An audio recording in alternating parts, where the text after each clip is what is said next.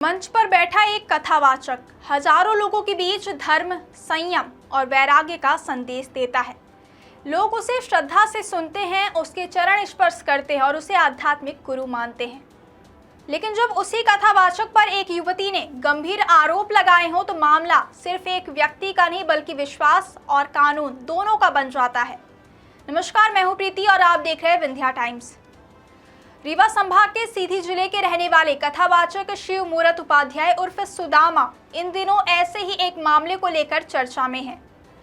बिहार की राजधानी पटना की एक युवती ने उन पर नशीला पदार्थ देकर दुष्कर्म, धोखाधड़ी और धमकी देने के आरोप लगाए हैं। युवती की शिकायत के आधार पर पटना के गर्दनीबाग थाने में भारतीय नागरिक सुरक्षा संहिता यानी बीएनएस की धारा 173 के तहत मामला दर्ज किया गया है। फिलहाल मामले की जांच जारी है और आरोप अभी न्यायिक परीक्षण के अधीन है। युवती का दावा है कि उसकी मुलाकात कथावाचक से साल 2012-13 में एक धार्मिक आयोजन के दौरान हुई थी। कई वर्षों बाद वर्ष 2023 में जब उसने बीएड करने की इच्छा जताई तो कथित तौर पर आरोपी ने सीधी में अपने परिचितों के जरिए एडमिशन दिलाने और फीस में राहत दिलाने का भरोसा दिया। शिकायत के मुताबिक इसी भरोसे के दौरान कथावाचक ने एडमिशन के नाम पर 1 लाख रुपए लिए। इतना ही नहीं, विश्वास बढ़ाने के लिए युवती की मुलाकात वाराणसी में अपने परिवार से भी कराई गई। युवती का आरोप है कि 5 जून 2024 को वह बीएड की परीक्षा देने सीधी आई थी। परीक्षा समाप्त होने के बाद 29 जून को आरोपी उसे अपने गांव नरगी ले गया, जहां कथित तौर पर खाने और लड्डू में नशीला पदार्थ मिलाया गया। तबीयत बिगड़ने पर एक गोली भी दी गई, जिसके बाद उसका शरीर शिथिल हो गया। पीड़िता का कहना है कि वह पूरी तरह बेहोश नहीं थी, लेकिन विरोध करने की स्थिति में भी नहीं थी। इसी दौरान उसकी इच्छा के विरुद्ध दुष्कर्म किया गया।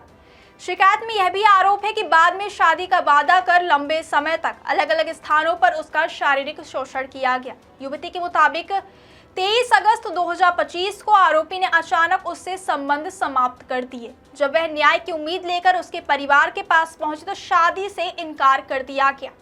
इतना ही नहीं, आरोप है कि उसे यह कहकर डराया गया कि आरोपी के बड़े नेताओं, सांसदों और मंत्रियों से संबंध है, इसलिए उसका कोई कुछ नहीं बिगाड़ सकता।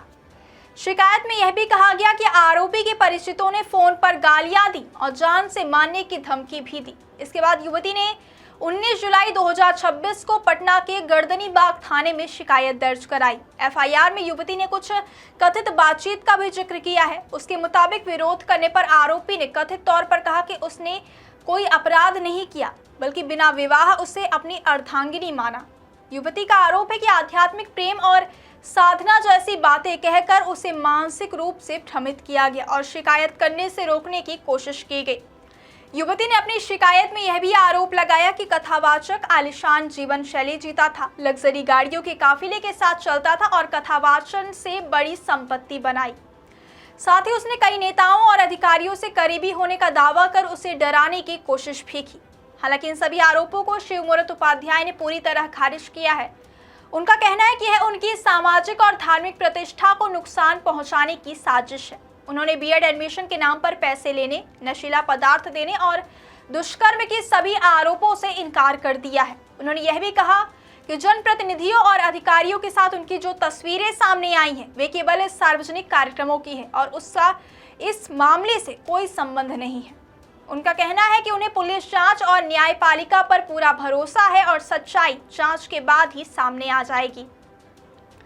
फिलहाल इस मामले में एफआईआर दर्ज हो चुकी है और जांच जारी है। ऐसे मामलों में अंतिम सच अदालत और जांच एजेंसियों की प्रक्रिया के बाद ही सामने आता है। इसलिए किसी भी पक्ष को दोषी या निर्दोष मानने से पहले जांच के निष्कर्ष और न्यायालय के अंतिम फैसले का इंतजार करना जरूरी है।